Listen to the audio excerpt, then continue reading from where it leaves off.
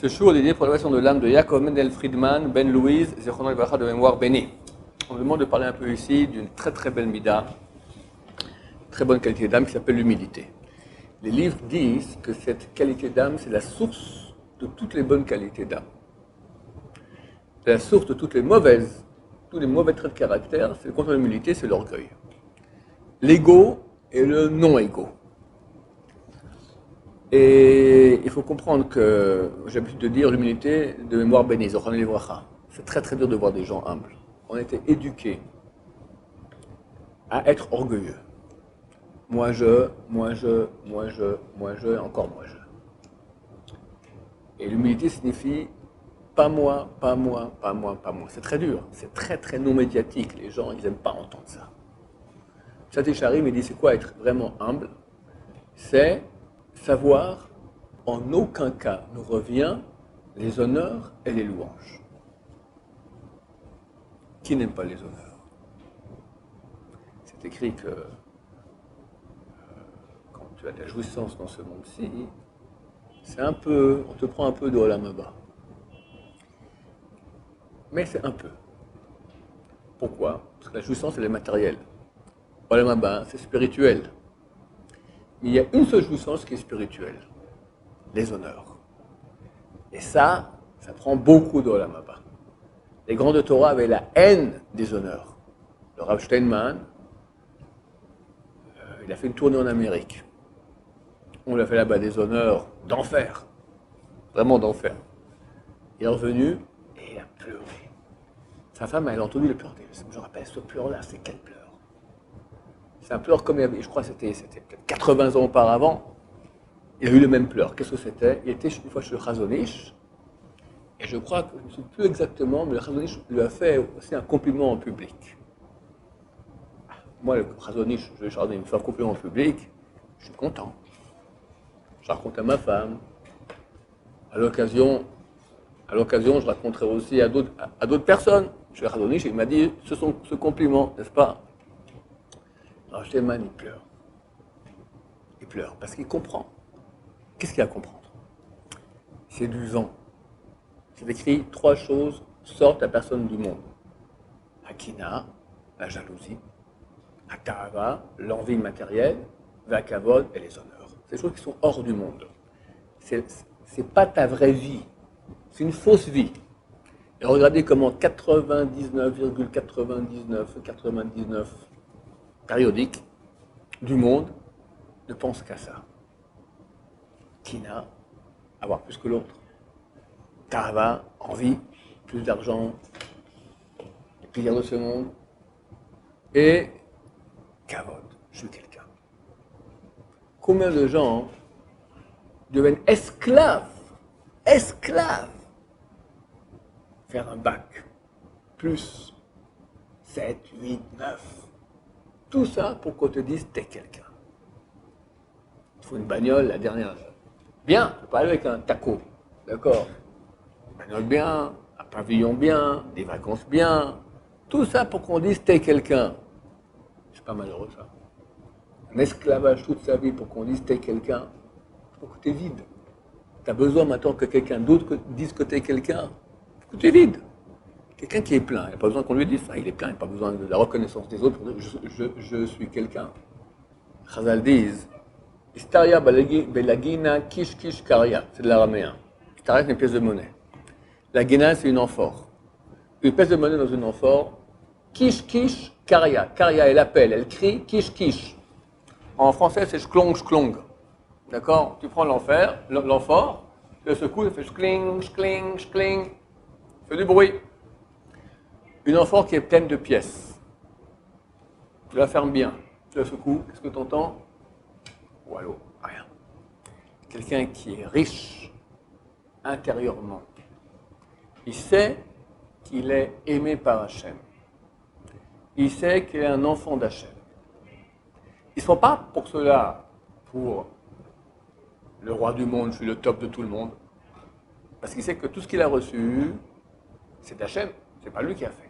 Il a reçu d'Hachem, c'est des dons. Mais il sait qu'il est quelqu'un. Moshe Rabbeinu a besoin de se vanter, d'aller dire aux gens je suis quelqu'un. Il sait qu'Hachem l'aime. presque, Yoshua l'appelle Isha Elohim, l'homme de Dieu. D'accord? Pinchas dira aussi Isha Elohim. Caleb dira Isha Elohim. Moshe Isha Elohim, l'homme de Dieu. Il sait. Mais écrit dans la Torah, Moshe est l'homme le plus humble qu'il y a sur terre. Comment ça se fait? Il sait qu'il est énorme, le top de l'humanité. Comment est-ce qu'il peut être tellement humble? Parce qu'il sait qu'il n'a rien fait pour, il a reçu.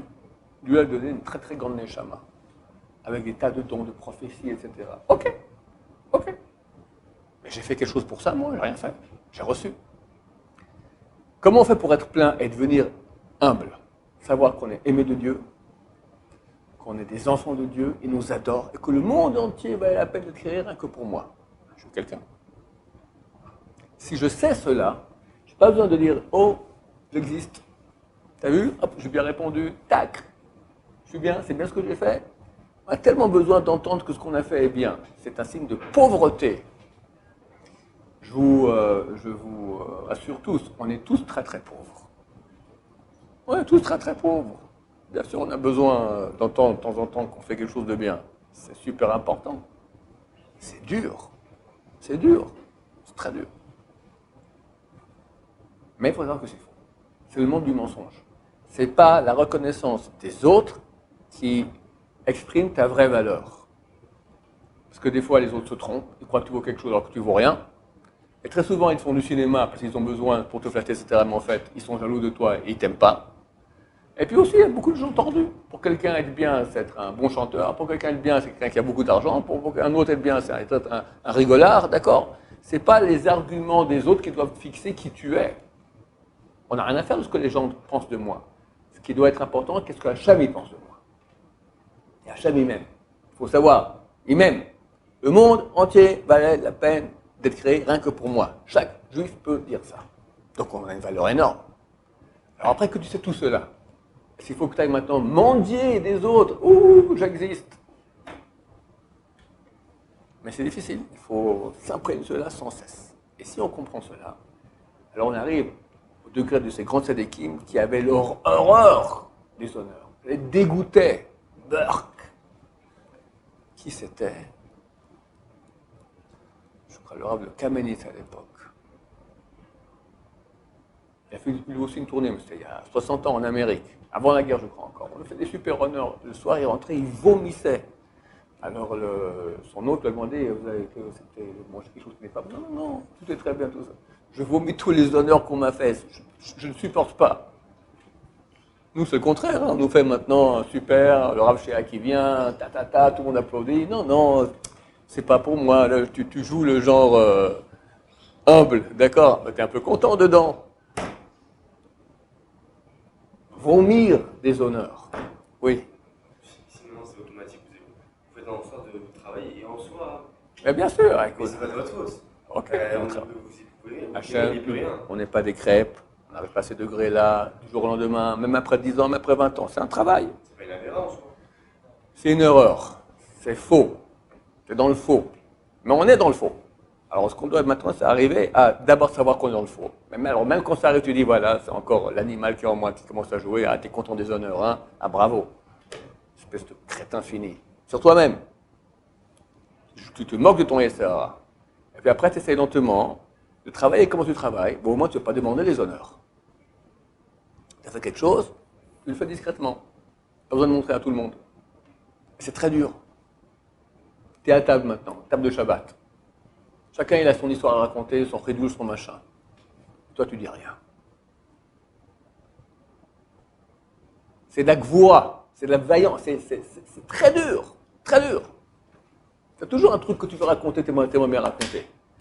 Ne pas raconter comme, j'expliquais l'autre jour au nom de Gaon de Villain, il dit ça dans la lettre qu'il a écrite à sa famille, il dit que plus grand que tous les jeunes et toutes les flagellations, retenir sa bouche et ses envies. L'envie d'honneur, c'est une envie. Là, tu as les deux à la fois. Et tu retiens ta bouche, et tu retiens ton envie de dire que tu es quelqu'un. Tu ne racontes pas ton histoire. Tu as un beau ridouche, tu ne le racontes pas. C'est facile, très difficile. Ça vaut des millions de milliards de jeunes, de flagellations, etc. Et c'est comme ça qu'on apprend à être plus humble. C'est parce que à table, ça parle pas de Torah. Vas-y, Et parle, qu'on a aucun envie problème. de- Non, vas-y, parle. Et quand tout le monde parle, pourquoi tu veux parler toi aussi? Mais Rav, Oui. pourquoi alors tous les livres qui sont ici, tous les livres, tous les rabbins qui ont fait des livres, tous ces livres-là, il fallait pas qu'ils les écrivent. Non, il écrit parce qu'il veut. Alors d'abord, n'est pas de rester. Tu peux écrire un livre avec des chidushim de Torah. D'abord, il y en a beaucoup qui n'ont jamais écrit. Ça, c'est vrai. Tu ne les connais pas tous, d'accord. Ensuite, ils vont écrire, mais dans le ciel, on va les juger. Et c'est ça exactement la différence qu'il y a entre tzadikim dans le Ramaba. À quel point ils ont fait cela, les Shem Shamaï, par amour de Dieu, pour donner la Torah de façon désintéressée au peuple juif, ou bien pour leur honneur. Il y a un livre qui s'appelle Torah Lishma, Torah désintéressée, qui est signé par un certain Ezra Kachli. C'est un pseudo. On ne sait pas le vrai nom de qui a écrit ça. On pense que c'est le Ben Ishraï. Parce que la valeur numérique de Ezra Kachli, c'est la même que Yosef Chaim. C'est la même valeur numérique que son nom. Mais des fois, il n'est pas tout à fait d'accord avec le Ben Ishraï.